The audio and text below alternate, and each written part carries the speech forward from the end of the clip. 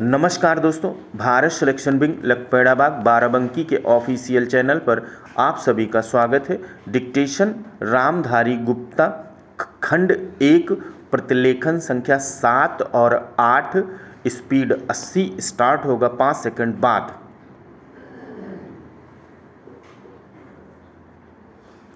अध्यक्ष महोदय, 10वीं पंचवर्षीय योजना पर विचार करते समय सदन के दोनों पक्षों के सदस्यों ने जो महत्वपूर्ण प्रश्न उठाए हैं उन पर विचार किया जाना बहुत आवश्यक है। अध्यक्ष महोदय, नवीं पंचवर्षीय योजना का अब अंतिम वर्ष चल रहा है और इस योजना के अंदर जो चीज़ें कही गई हैं ऐसा लगता है कि उसके अंदर परिवर्तन करना कठिन है, बदला भी नहीं जा सकता। अध्यक्ष महोदय, कुछ चीज़ें की जा सकती हैं। उसके अंदर आज भी कुल कितना खर्च है यह तय नहीं किया गया, केवल कटौती ही निश्चित की गई है। शुरू में मैं यह कहना चाहता हूँ कि यहाँ पर कुछ सदस्यों ने जो यह प्रश्न उठाया था कि इस पंचवर्षीय योजना का आशय कुछ सरकारी पक्ष से भी बताया है। इसके अंदर कमियां हैं और बहुत सी कमियां हैं जिनके ऊपर मैं यहाँ कुछ दोषारोपण नहीं करना चाहता हूँ। मैं चाहता हूँ कि इस तरह से प्रश्न न उठाए जाएं तो ज़्यादा अच्छा है। यह योजना सरकार ने बनाई है, यह योजना मंत्रिमंडल ने बनाई है और अनुमोदन होने के बाद भी इसमें कुछ कमियां रह गई हैं। तो यह कमी रहने का दोष किसके ऊपर है? मैं समझता हूँ सदन के सभी सदस्य इसको जानते हैं। बहुत से लोगों ने दिल्ली के प्रश्न उठाए, जो दिल्ली के साथ अन्याय किया गया है। तो मैं समझता हूँ इस बारे में सब आवाज़ उठाएं। इस बात की आज ज़्यादा ज़रूरत है।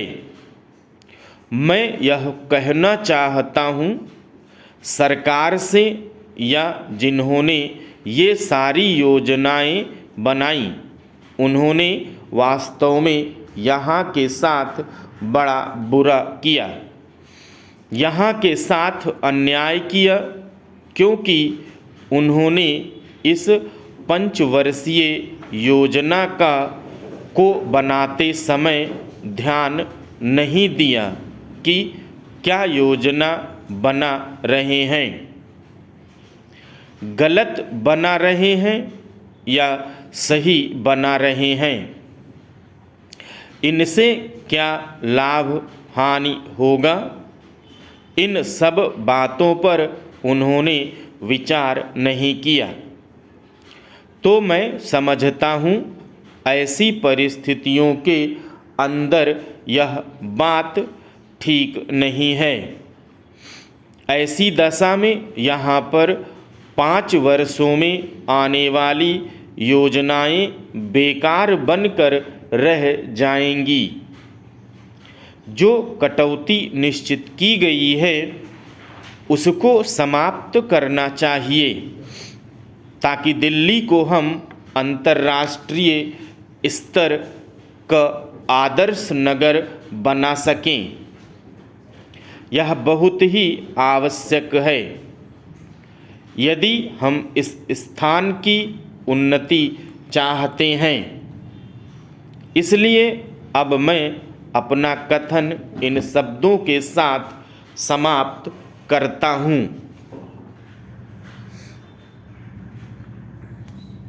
अध्यक्ष महोदय, आपने मुझे 10वीं पंचवर्षीय योजना पर बोलने का अवसर दिया, इसके लिए मैं आपका आभारी हूँ। आपने मुझे कम समय दिया, इसके लिए भी आभारी हूँ। अभी मेरे से पूर्व कुछ सदस्यों ने हम पर यह आरोप भी लगाया कि हम योजना में विश्वास नहीं रखते। उन्होंने तो यह भी कहा कि हमारे चुनाव घोषणा पत्र में भी उनको इस बारे में कुछ नज़र नहीं आया। मैं इस बारे में यह निवेदन करना चाहता हूँ कि उन्होंने कोई दूसरा घोषणा पत्र देखा, गलत घोषणा पत्र पढ़ा और उसी को हमारा घोषणा पत्र समझ बैठे। लेकिन मैं यह कहना चाहता हूँ कि हमारा घोषणा पत्र इस समय मेरे पास है। इस घोषणा पत्र में हमारी घोषणा में योजना के बारे में स्पष्ट रूप से कहा गया है कि हम योजना पर विश्वास रखते हैं, लेकिन ऐसी योजना पर विश्वास नहीं रखते जो जनता के दुखों को दूर नहीं कर सकती, जो जनता के कष्ट दूर नहीं कर सकती। आज तक जितनी भी योजनाएं बनाई गई हैं, जिन्हें हम पहली पंचवर्षीय योजना, दूसरी पंचवर्षीय योजना और 10वीं पंचवर्षीय योजना आदि कहते हैं, और उन लोगों में हमने जो कुछ निर्धारित किया, उनसे हम जनता के दुखों को दूर नहीं कर सके और जनता के कष्ट दूर नहीं हुए। इन योजनाओं के परिणाम भी हमारे सामने हैं।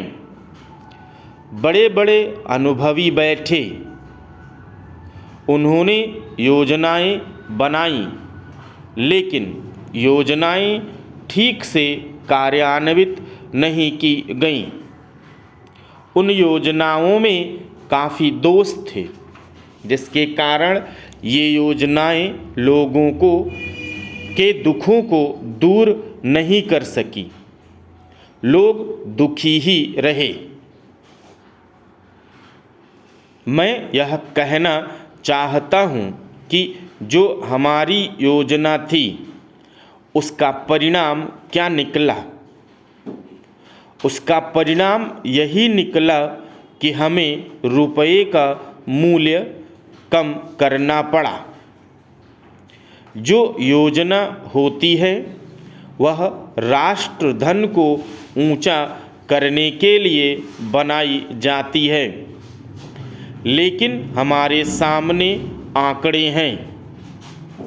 इसका परिणाम हमारे सामने है। हमने अब तक 9 पंचवर्षीय योजनाएं कार्यान्वित की हैं, लेकिन हमारी प्रति व्यक्ति आय में और जीवन स्तर में अपेक्षित वृद्धि नहीं हुई है।